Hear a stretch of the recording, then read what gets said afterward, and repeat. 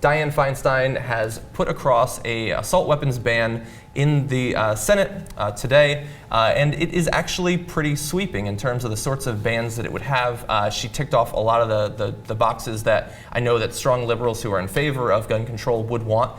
So let's give you some details on those. Feinstein's bill would ban semi-automatic rifles and handguns that have fixed magazines capable of carrying more than 10 rounds, as well as semi-automatic shotguns that have folding or detachable stocks, pistol grips, forward grips, or fixed magazines with room for more than 5. I apologize, that cuts off there.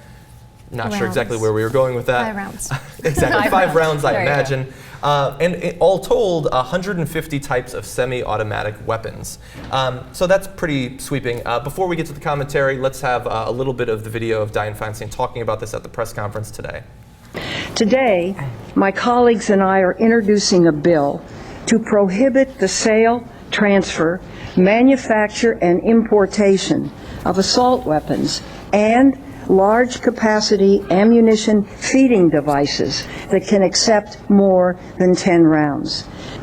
We prohibit 158 specifically named military-style firearms. The purpose is to dry up the supply of these weapons over time.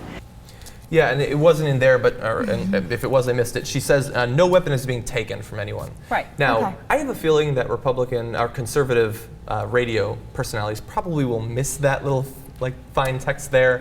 But what do you think about this? I mean, I honestly don't know your positions on gun control, but this is a big bill. Now, as she says, it's going to be an uphill battle to get it passed, but I think liberals will probably be pretty happy with this. Yeah. It depends, but you go ahead. Well, I mean, I think it's so specific, right? So are we leaving out some other military-style assault weapons that, potentially do 4 rounds or something like that, right? Like, it's so specific that I think that it's not broad enough for some people that are really strict on gun control. But I think it's actually a really positive step, right? At least we're trying to take some guns off the streets, and we're not taking away anyone's rights, or you can keep your gun if you have one of these. So I think it'll make some people happy on that front. Yeah, I mean, it says right there, that it includes a grandfather clause that would exempt assault weapons that are lawfully possessed on the date the law would be enacted. Yeah. So nobody's getting their guns taken away as long as you own them lawfully. And there's no problem with that. And, background checks are going to be required before you can sell or transfer that weapon to somebody else. And, that's not taking the gun away from you. That's not taking the right away from you. It's just saying, hey, listen, we got to make sure that the people who do get it are people who, deserve to get it, are law-abiding citizens, aren't crazy, because right now, obviously, we have a problem with crazy people getting access to guns. Yeah. So my question is, how will it affect secondary markets, right? And how will it be enforced?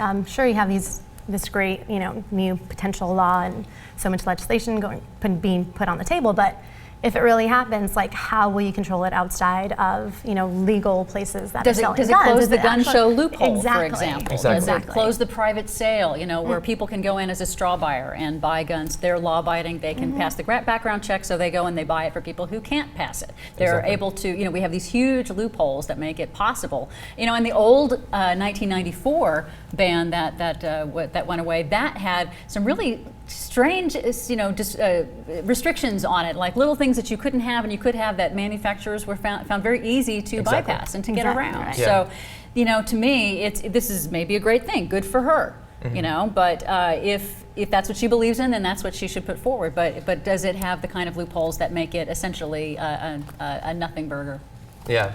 I'm very glad that you brought that up. One of the major criticisms of the previous assault weapons ban, one is that it had a sunset provision, which this one thankfully does not. But also, we talk about things like an assault weapons ban, as if there is just one thing that is an assault weapon, one thing that is not. It's very difficult to define that, and that's one of the reasons that it's been difficult in the past to pass legislation like this. And even when looking over the details here, I'm not sure.